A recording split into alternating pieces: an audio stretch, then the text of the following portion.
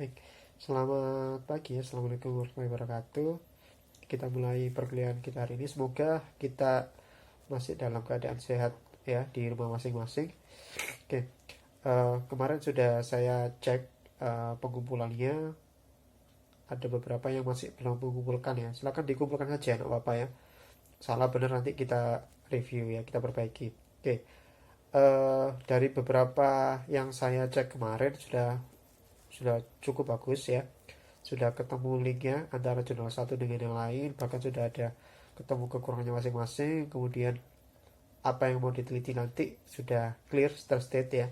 Tapi beberapa ada juga yang masih belum ketemu linknya, jadi benang merahnya belum ketemu, apa yang mau diteliti juga masih belum. Nggak apa-apa.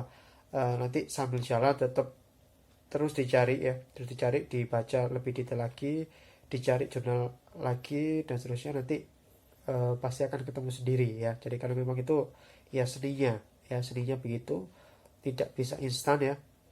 Ada yang cepat, ada yang lama, itu wajar, nggak apa-apa ya. Sambil kita injak ke materi selanjutnya. Oke, nah ini nggak terasa kita sudah minggu ke-6 ya, minggu ke-6, dan rencananya kita akan bahas research question ya, atau research problem ya.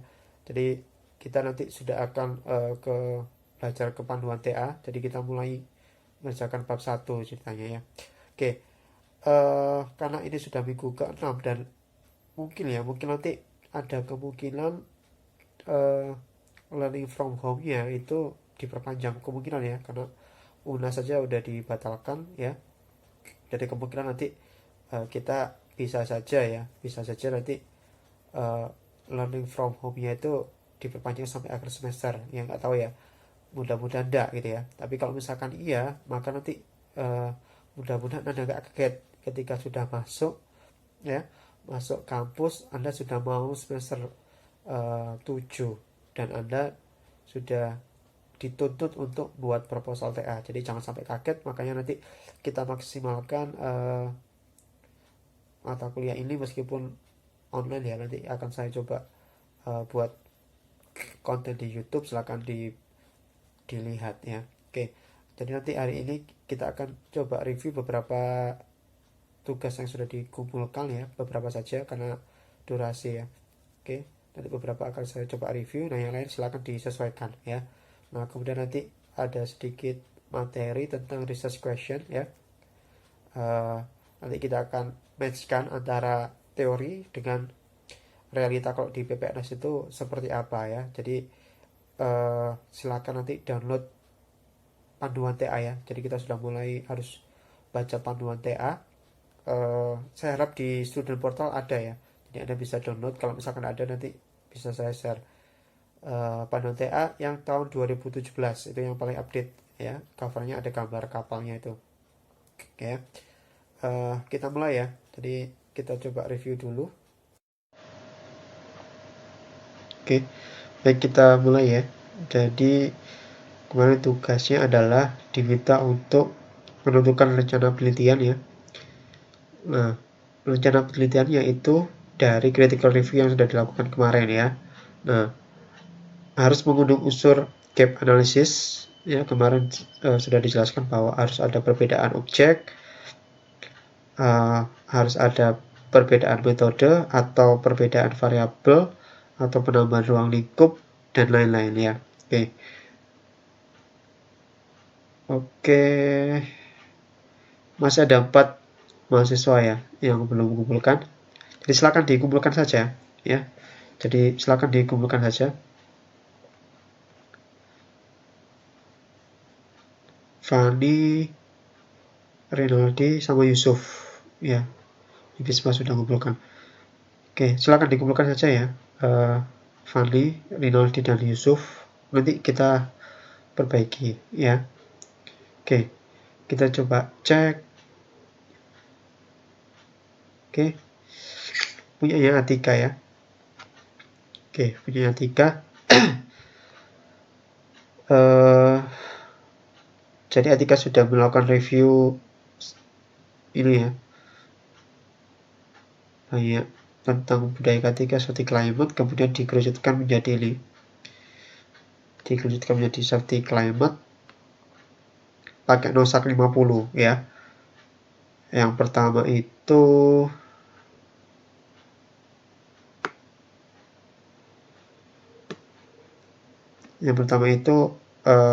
nosak 50 diterapkan di Steel Company. Yang kedua ini lebih lama 2011 ya. Nah itu sebenarnya yang 2011 ini dia justru mendevelop metode nosak 50 ini. Susunan nosak 50 ini justru develop 2011, kemudian di tahun 2016 itu coba diterapkan di Steel Company. Nah, kemudian Antika coba rencana penelitiannya adalah penentuan skor safety climate dengan metode kuesioner nosak 50. Ya, tapi nggak jelas ya ini apakah diterapkan di tempat yang lain, apakah ditambahkan variabel, misalkan dihubungkan antara safety climate dengan variabel apa gitu ya, belum dijelaskan. Jadi harus membuat unsur itu ya, biar ada gapnya ya, 3 ya. Oke, bagus. Kita cek lagi punya Kubi ya, punya Kubilar. Oke, nah, sebenarnya lebih mudah membaca untuk yang ditabelkan ya. Tidak apa-apa, kita coba cek. Jadi di sini ada dua penelitian, Develsil et al. 2006 sama Permatasari et al. 2019. Oke. 2006 ini tentang analisis kecelakaan ya. Analisis kecelakaan. Kemudian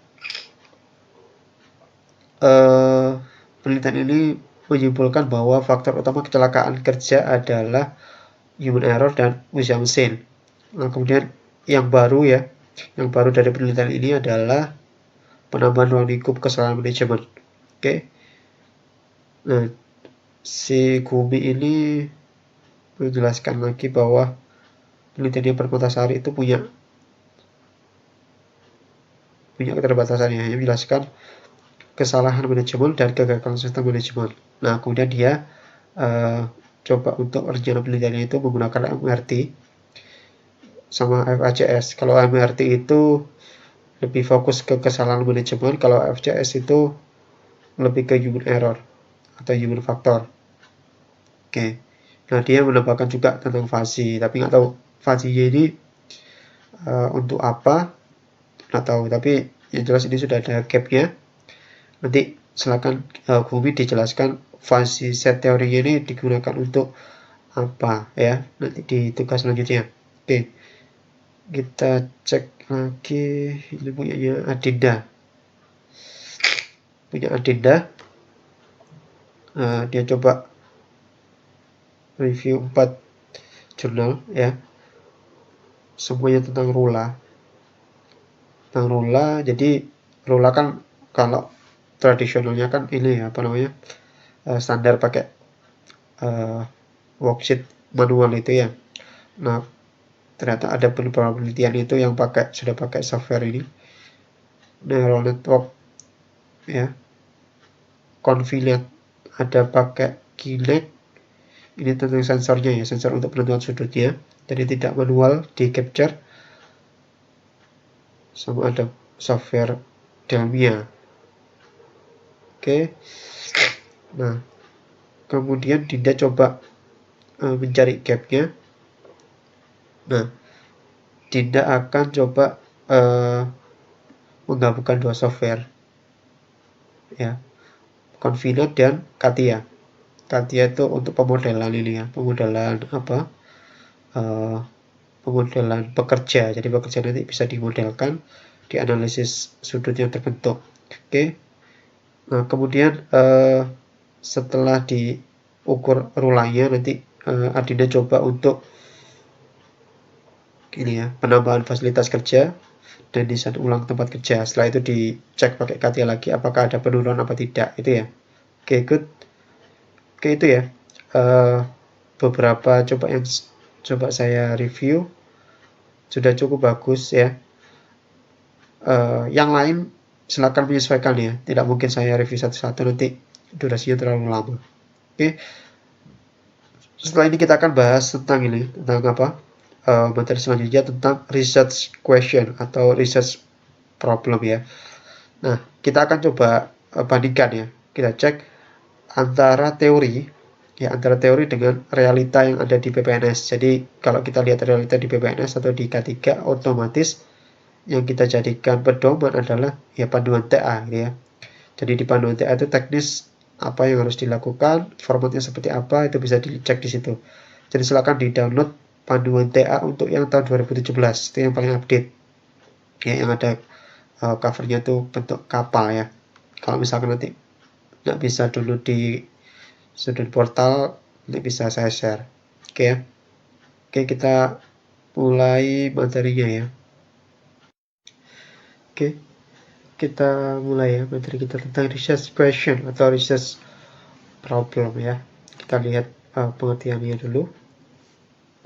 Oke, ini dari UC ya, referensi UC. Jadi research question atau kalau di Indonesia kan itu kita sebut sebagai ini apa namanya, perumusan masalah ya, perumusan masalah. Meskipun terlihat sepele ya, perumusan masalah kita selalu buat gitu ya dalam karya ilmiah ya, makalah itu kita selalu menuliskan perumusan masalah. Terlihat sederhana, tapi di balik itu semua ya, perumusan masalah atau research question, research problem itu sangat penting karena dia menjiwai penelitian ke depan ya. Jadi kita lihat pengertiannya. Research question adalah specific question ya, jelas ya, specific question. Jadi pertanyaan yang spesifik tentang riset ya, tentang riset yang akan kita lakukan ya. Nah, dia itu digunakan untuk sebagai bahan yang akan kita investigasi gitu ya. Jadi kalau kita jelaskan kemarin kan penelitian itu atau riset itu adalah investigasi ya.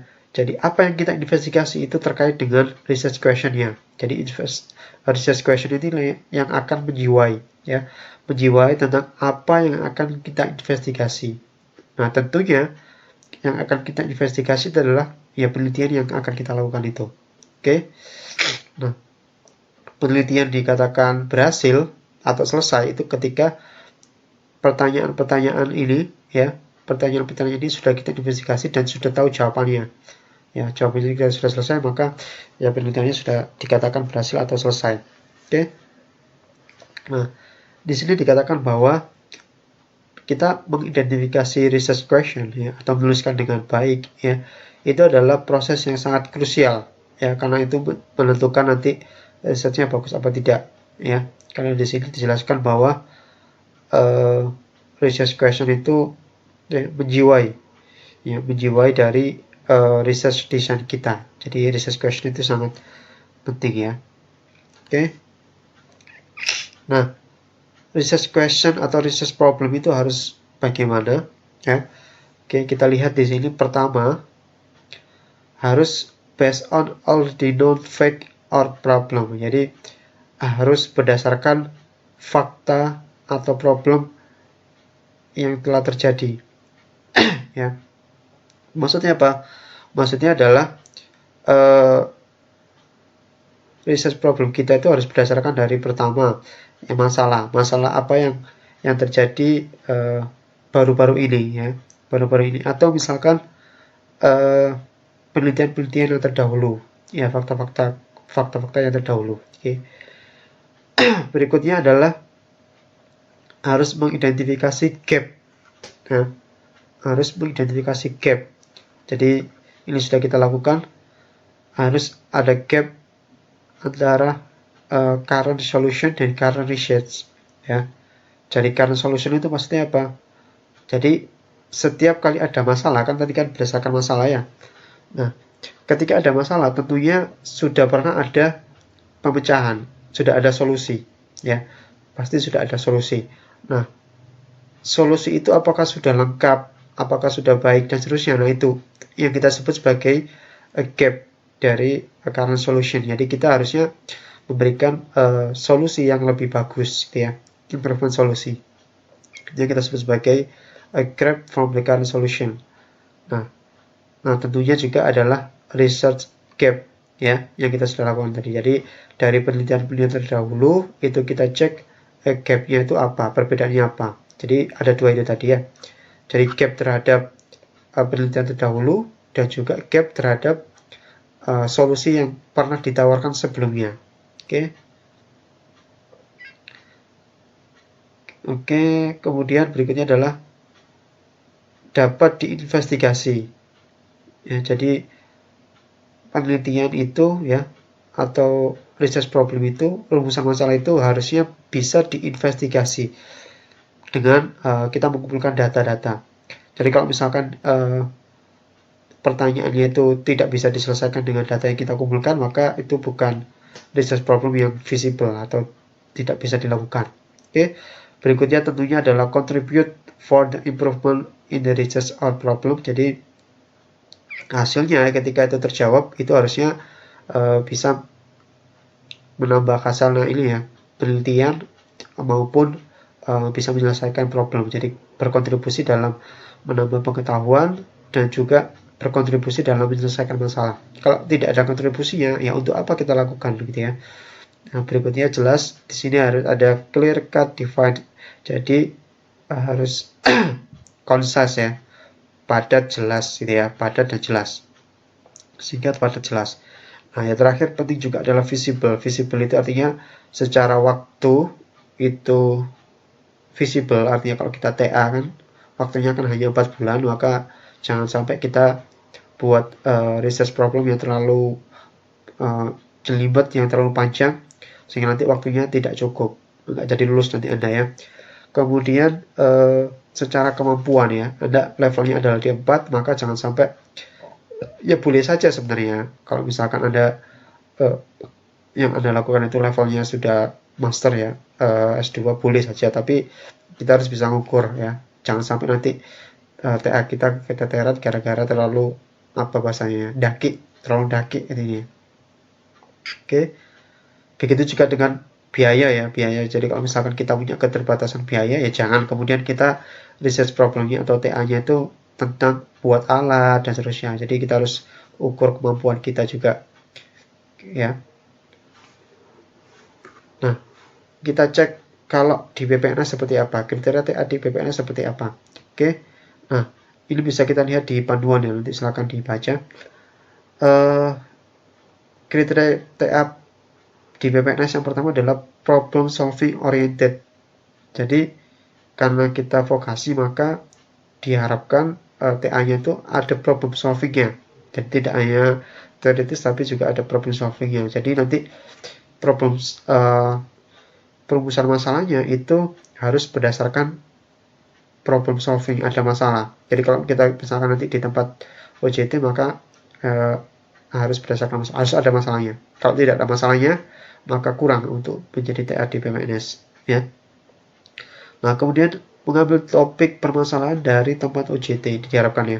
Meskipun boleh juga ya, misalkan kita diberikan penelitiannya dosen sebelum melanjutkan, atau misalkan kita sudah pernah buat PKM, kemudian kita kembangkan boleh. Tapi seyogianya sebaiknya adalah diambil dari tempat OJT, karena kita 4 bulan OJT, maka kita paham masalah yang ada di sana, sehingga kita untuk merumuskan permasalahan itu lebih bagus. Oke ya. Berikutnya adalah didasarkan pada pengamatan lapangan ya, berupa data primer atau boleh data sekunder ya, tidak masalah. Oke. Nah, bentuk TA-nya itu boleh analisis ya, studi kasus kayak punya yang Gumi tadi, itu studi kasus analisis kecelakaan itu boleh, simulasi pemodelan, uji statistik boleh kayak punya Atika tadi, atau boleh eksperimen ya, boleh analisis ya. Nah, boleh juga rancang bangun ya, rancang bangun, boleh buat alat itu artinya sudah jadi alat gitu ya, atau boleh prototipe miniaturnya, atau boleh software ya. Software misalkan kita sekarang zamannya ini ya, zamannya 4.0, jadi setiap aktivitas K3 biasanya perlu untuk dibuat aplikasinya, sistem informasi. Jadi software sekarang lagi marak ya, jadi boleh juga. Kemudian boleh desain ya, boleh berupa desain, misalkan tadi desain peralatan kerja yang ergonomis dan seterusnya. Oke. Ini ya panduan TA-nya. Pedoman TA ini 2017 ya, Anda bisa download. Oke, kita langsung ke rumusan masalah ya. Jadi ini yang harus Anda penuhi nanti untuk proposal ya. 90 halaman dan seterusnya ya. Ada contoh-contohnya juga. Nah, kita mulai di bab 1 ya. Di bab 1 tentunya seperti biasa, satu itu latar belakang, 1.2 perumusan masalah. Ya. Jadi kalau kita membahas tentang perumusan masalah, tentunya ya tidak lepas juga dengan latar belakang, karena latar belakang itu adalah yang mendasari kita merumuskan masalah, ya. Oke, di latar belakang sendiri itu mencakup apa saja, ya. Di sini dijelaskan konteks penelitiannya, untuk apa penelitian itu dilakukan, dan di sini juga diuraikan bagaimana topik akan dilakukan, ya. Latar belakang memuat studi awal atau berbagai teori utama yang relevan sehingga mengerucut pada persoalan yang kita bahas. Oke, jadi di latar belakang itu harus mencakup tadi ya. Tadi kan ada masalah ya, ada masalah. Jadi harus ada jelaskan masalahnya apa. Idealnya adalah masalah yang ada di tempat UJT ya. Jadi misalkan masalahnya itu ada kecelakaan kerja ya, Anda jelaskan di sana misalkan ada berapa kali kecelakaan kerja, penyebabnya apa, ya itu kan masalahnya. Ada kerusakan komponen, ya, ada malfunction, dan seterusnya, itu adalah permasalahan-permasalahan. Ada human error, itu permasalahan yang harus Anda dapatkan. Sebaiknya ada datanya ya, misalkan berapa persen yang disebabkan oleh human error, berapa persen yang disebabkan oleh unsafe action, dan seterusnya. Itu lebih bagus. Nah, setelah Anda tampilkan ini, permasalahannya apa, maka tentu kan solusi ya. Ada gap solusi, berarti Anda harus tampilkan solusi yang pernah ditampilkan apa. Misalkan, masalahnya adalah terjadi kebakaran. Ya, solusi yang sudah dilakukan oleh perusahaan apa? Ya, maka Anda jelaskan di sana sarana pemadamnya yang sudah ada itu apa saja. Misalkan sudah ada APAR, ya. Nah, apakah APAR itu sudah cukup? Nah, itu yang harus Anda cari gapnya. Jadi misalkan solusinya hanya ada APAR yang ada di sana, maka tentunya kan masih kurang ya. Maka Anda masih punya banyak kemungkinan gap. Misalkan belum ada detektor, belum ada sprinkler, belum ada hidran, dan seterusnya. Itu adalah yang dimaksud dengan gap tadi. Jadi Anda tampilkan, setelah Anda tampilkan masalahnya apa, selanjutnya adalah solusi yang sudah ada di perusahaan itu apa. Oke? Nah, jelaskan yang belum dipunya perusahaan itu apa. Nah, berikutnya tentunya adalah penelitian-penelitian yang terkait apa saja, ya. Ya, terkait dengan ini ya, research gap tadi ya. Penelitian A itu tentang apa, kekurangannya apa, penelitian B itu tentang apa, kekurangannya apa, dan seterusnya. Mengerucut kepada apa yang mau Anda teliti. Nah, yang Anda teliti itu adalah menjelaskan tentang gap dari permasalahan yang dihadapi, kemudian solusi yang sudah ditawarkan, dan juga penelitian yang sudah dilakukan itu apa. Nah, pembedanya itu yang Anda harus sebutkan di sana sebagai research gap-nya. Oke? Jadi itu penting ya, latar belakang. Nah, dari latar belakang tersebut Anda baru bisa tuliskan perumusan masalah. Anda stay di sini perumusan masalahnya. Ya. Jadi kalau di sini jelaskan bahwa permasalahan yang ingin diselesaikan diuraikan secara jelas, tajam, dan terfokus. Ya, harus jelas. Bagian ini memuat uraian atau pernyataan atau berbagai topik pokok yang akan digali dalam penelitian ini.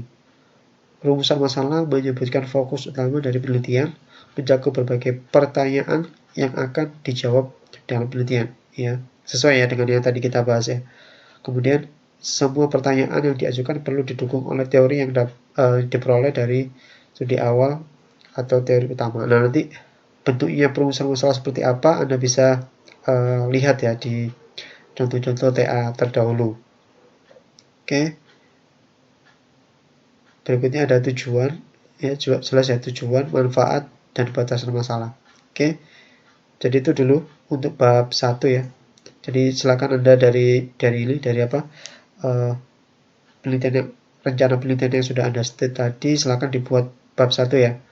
Latar belakang, perumusan masalah, tujuan, manfaat, dan batasan masalah. Nah, yang menjadi masalah di sini adalah Anda belum UJT, otomatis Anda belum tahu permasalahannya apa. Jadi Anda coba simulasikan saja, kira-kira untuk topik yang akan Anda ambil untuk apa, research question yang Anda tentukan itu kira-kira perlu latar belakang apa, ya. Jadi misalkan Anda nggak tahu perusahaan itu pernah kecelakaan apa tidak, tapi Anda kira-kira saja. Jadi kalau misalkan Anda mau membuat topik analisis kecelakaan, otomatis di latar belakangnya harus ada kecelakaan kan. Nah, maka Anda simulasikan saja kalau di sana memang sudah terjadi kecelakaan. Oke gitu ya. Jadi untuk seminggu ke depan silakan Anda buat bab 1 ya.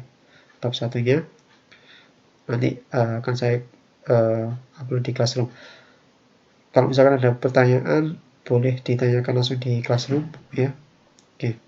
Demikian perkuliahan hari ini ya. Mudah-mudahan kita bisa maksimal mengerjakan selama 1 minggu ke depan dan kita tetap bisa sehat di rumah masing-masing. Oke. Mungkin sekian. Wassalamualaikum warahmatullahi wabarakatuh.